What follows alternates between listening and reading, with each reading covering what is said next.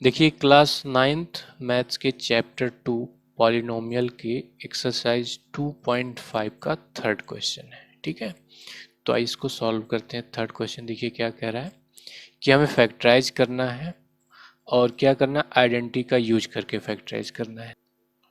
Question लिखते हैं सबसे पहले 9x² plus 6xy plus y square. ठीक है, अब देखिए यहाँ पे स्क्वायर है, यहाँ भी स्क्वायर है और बीच में मल्टीप्लाई टाइप दिख रहा है इसका और इसका। ठीक है, तो ये किससे मैच कर रहा है, ये हमारा x प्लस वाई के होल स्क्वायर से मैच कर रहा है। ठीक है, 2xy plus y square. Same ऐसे ही ना एक्स स्क्वायर फिर एक्स वाई वाला टर्म है और ये वाई स्क्वायर है। ठीक है, तो देखिए मैं इसको यूज नहीं करता हूँ, इससे बहुत बड़ी कन्फ्यूजन हो जाती है। देखिए यहाँ पे y है, यहाँ भी y है और यहाँ पे 9 है लेकिन यहाँ पे केवल x है, तो मैं इसको नहीं यूज करता हूँ। मैं क्या करता हूँ, इसकी जगह मैं लिखता हूँ a प्लस बी का होल स्क्वायर। तो यहाँ आपको अच्छे से क्लियर होगा। ठीक, अब कोई कन्फ्यूजन नहीं है, कोई भी टर्म मैच नहीं कर रहा। ठीक है, तो देखिए यहाँ पे हमें क्या चाहिए, ए स्क्वायर चाहिए, जबकि यहाँ पे क्या है 9x²। तो हमें कुछ ऐसा करना पड़ेगा। देखिए 9 अलग है और केवल x पे स्क्वायर लगा है। ठीक है, अगर ये ऐसे होता 9x का होल स्क्वायर, तब हम क्या कहते, a की जगह पे यहाँ पे क्या है 9x है, लेकिन यहाँ पे है क्या 9 अकेला है और केवल x के साथ स्क्वायर लगा हुआ है। तो हमको इस फॉर्म में चेंज करने के लिए क्या करना पड़ेगा, इस 9 को चेंज करना पड़ेगा। 9 देखिए किसका स्क्वायर होता है, 3 का स्क्वायर होता है। ठीक है, तो 3 का स्क्वायर मल्टीप्लाइड बाई एक्स का स्क्वायर। तो देखिए दोनों पे स्क्वायर लगा है ना, तो मैं क्या करता हूँ, इसको ऐसे भी तो लिख सकता हूँ 3x का होल स्क्वायर। ये वही सेम तो हो गया। जब इसको ब्रैकेट हटाएंगे अब तो ये स्क्वायर इस पे चला जाएगा और इस पे भी आएगा। ठीक है, तो 3 का स्क्वायर और x का स्क्वायर, फिर 3 का स्क्वायर 9x², वही चीज़ हो जाएगी ना। तो मैं 9x² को ऐसे लिखता हूँ 3x का whole square plus 6xy plus y square. अब देखिए कुछ इसके जैसा आ गया ना।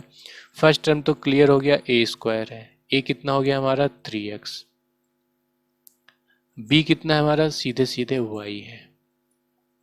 अब 2ab क्या होगा, यहाँ पे 6xy है। अब इसको हम कैसे तोड़ के लिखे इस फॉर्म में, सब यही कर लेते हैं ना। 2ab है हमारे पास, 2ab, तो 2 इंटू ए की जगह हम रखते हैं 3x, क्योंकि हमारा क्लियर हो गया ना कि ए हमारा क्या है। तो ए की जगह 3x लिखा और बी की जगह हम सीधे y लिख लेते हैं। तो यहाँ से क्या आ जाएगा, 3 इंटू 2 6 और ये x और y एकदम सेम यही है ना। तो इस 6y की जगह हमें ये लिख देना है सीधे, ये वाला। ठीक, तो ये हो जाएगा 3x² plus 2 into 3x into y plus y square. ठीक है, देखिए ये छोटा सा ट्रिक है। अगर आप यहाँ पे दिमाग लगा पाते हैं कि मैं इसको इस 2ab फॉर्म में कैसे लिख सकता हूँ, तो कोई बात नहीं, ठीक है। लेकिन अगर आप मान लीजिए यहाँ पे कोई कॉम्प्लेक्स नंबर हो, 98 हो, ठीक है, 147 हो, कुछ भी हो जो आसानी से आपको ना दिखे। अभी तो यहाँ y अकेला था, मान लीजिए y के साथ भी कुछ हो, मान लीजिए यहाँ पे रूट में वैल्यू, तो क्या करेंगे आप, वहाँ फिर ज़्यादा दिमाग लगाना पड़ेगा। तो सबसे आसान तरीका ये है, 2ab में आपको a और b तो आप यहीं से तुरंत निकाल लेंगे। तो 2ab आपको सीधे लिखना है, मल्टीप्लाई करके बस चेक करना है क्या यही आ रहा है। अगर हाँ आ रहा है तो यही जो आपने यहाँ पे किया ना वही सीधे उतार के यहाँ पे लिख लीजिए।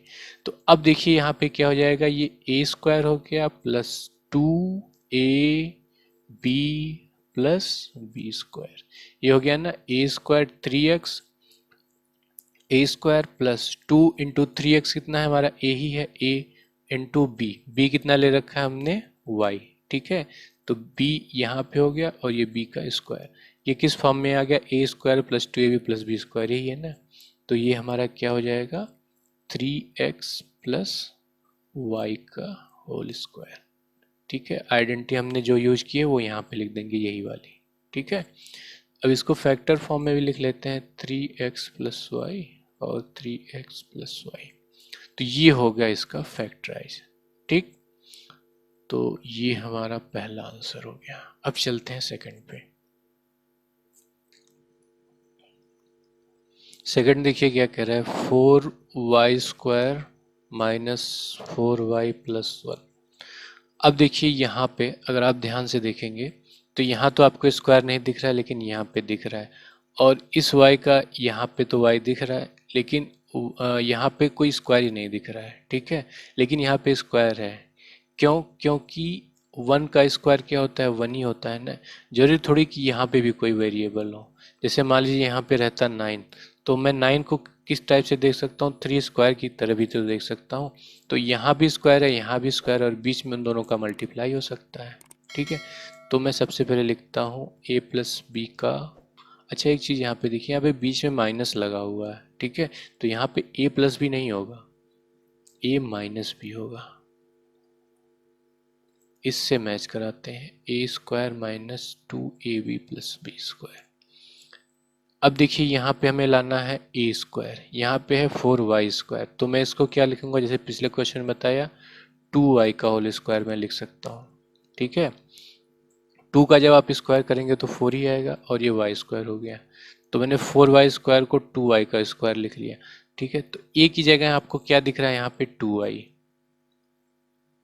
ठीक है। अब स्टूडेंट क्या गलती करते हैं, ये 4y स्क्वायर दिख रहा है ना, तो वो a की जगह पूरा 4y ले लेते हैं, तो यहाँ गड़बड़ हो जाता है। जबकि आपको क्या चाहिए, यहाँ a पे पूरा स्क्वायर लगा हुआ है ना, तो ये अकेले y पे स्क्वायर है, इस पूरे पे स्क्वायर नहीं है।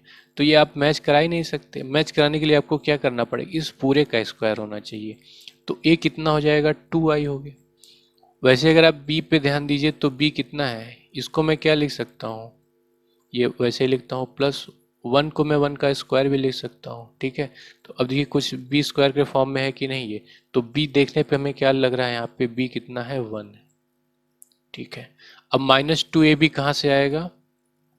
माइनस 2ab लाने के लिए हमें क्या करना पड़ेगा? सीधे 2 तो हो गया, a हमने कितना निकाला? 2y निकाल लिया है, और b कितना निकाला है? 1। तो देखिए कितना हो गया? -2 है और ये 2 कितना हो जाएगा? -4y, और ये मल्टीप्लाइड 1 का कुछ मतलब नहीं है, 1 ही हो जाएगा। तो -4y यहाँ पे दिख रहा है ना, तो हमें क्या करना है? यही चीज़ नेक्स्ट स्टेप में इसकी जगह लिखनी है। 2y का स्क्वायर हो गया -2 इंटू 2y इंटू 1 प्लस 1 का स्क्वायर। अब ये किस फॉर्म में आएगा? A square minus 2ab plus b square, ठीक है। A square minus 2ab plus b square. तो मैं इसको सीधे क्या लिख सकता हूँ? 2y माइनस, ठीक है, 2y माइनस 1 का स्क्वायर, 1 का होल स्क्वायर, ठीक। आइडेंटिटी कौन सी हमने यूज की है वो यहाँ पे लिख देना है, यही वाला, ठीक है। ये मत लीजिए कि आइडेंटिटी 3 यूज की है, आइडेंटिटी 2 यूज की है। आपको सीधे आइडेंटिटी यहाँ पे लिखना है। तो ये फैक्टर क्या हमें मिल गया? 2y माइनस 1 और 2y माइनस 1, ठीक। ये हमारा इसके लिए आंसर हो जाएगा सेकंड के लिए। आइए थर्ड पे चलते हैं। थर्ड क्या है? X square minus y square by 100। अब देखिए साफ साफ दिख रहा है, इसमें दो ही टर्म है ना। तो ये कौन सा वाला है? ये है a square minus b square equal to a plus b और ए माइनस बी। बस यहाँ पे थोड़ा सा अंतर ये है कि हमें ए स्क्वायर एक्स स्क्वायर, यानी ए आपको एक्स दिख रहा है, लेकिन यहाँ पे बी स्क्वायर क्या है?